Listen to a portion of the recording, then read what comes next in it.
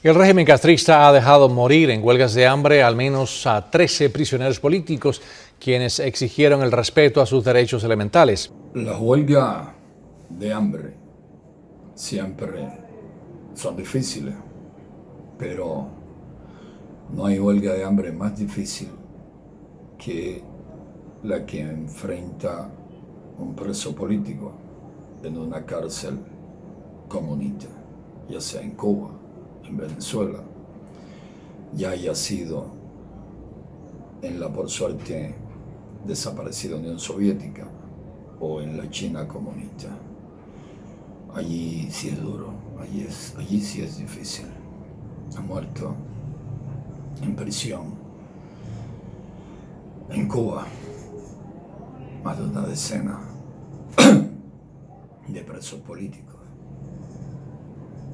Los casos más conocidos, como vamos a ver en este reporte a continuación,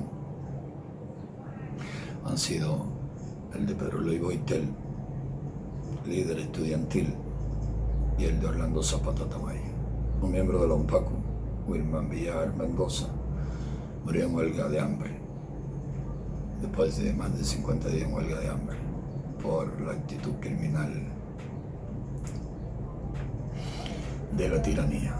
Lo torturaron, lo tenían desnudo en una celda sucia y fría, y le echaban agua fría en la noche, además de golpearlo. Lo mató una neumonía que le produjo la tiranía. Veamos este reporte donde hablan dos exprisioneros políticos que tuvieron que realizar huelga de hambre. Ángel de Fana y Alberto Müller.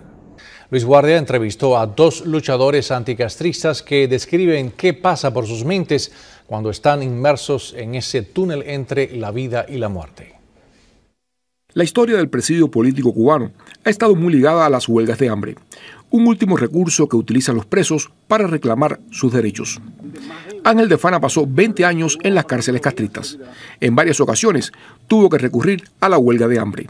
Hablamos con las autoridades, no tenemos comida, no tenemos medicina, la visita nos la suspendieron. Alguna razón importante. No nos queda otro remedio que ir a una huelga de hambre. Alberto Müller, que protagonizó varias huelgas de hambre, recuerda que en una ocasión el régimen castrista se negaba a darle asistencia médica. Fue objetivo médico de algo que me estaba supurando y así todo me tuvieron 12 días en huelga de hambre. Generalmente quienes comienzan una huelga de hambre tienen trazado un plan, un reclamo que es posible concederse, opciones para negociar y un plan de salida en caso que no se logre la totalidad de lo exigido. Generalmente son huelgas de hambre, no de sed.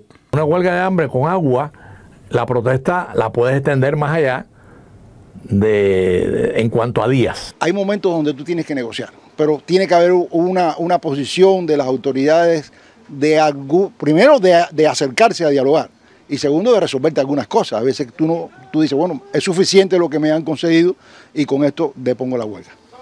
Quienes deciden exponer sus vidas a cambio de un reclamo casi siempre transitan por un proceso psicológico similar. El régimen se demoraba 8, 10, 12 días como para molestarte, ¿no? Porque con 10 días no se debe morir nadie en una huelga de hambre. Los primeros días son los más difíciles.